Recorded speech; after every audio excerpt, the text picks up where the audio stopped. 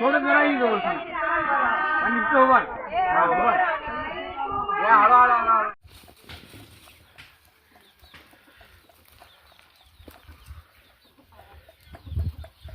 Okay. मामी smile.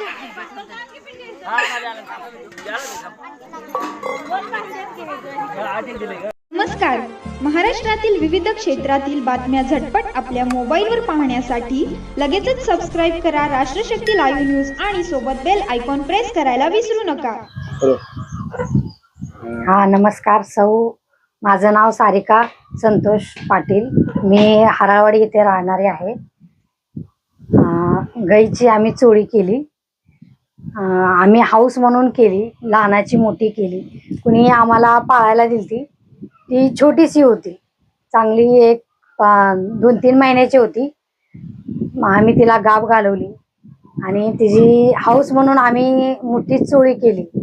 एक 100-150 माणूस आम्ही जीव घातलं आणि एवढ्यात आम्ही पहिल्यांदाच आमचा कार्यक्रम म्हणून तो आम्ही साजरा केला. ती एक 30-35 महिला होत्या चांगल्या. जेवण आम्ही केलं. काय प्रथा करण्यात आली?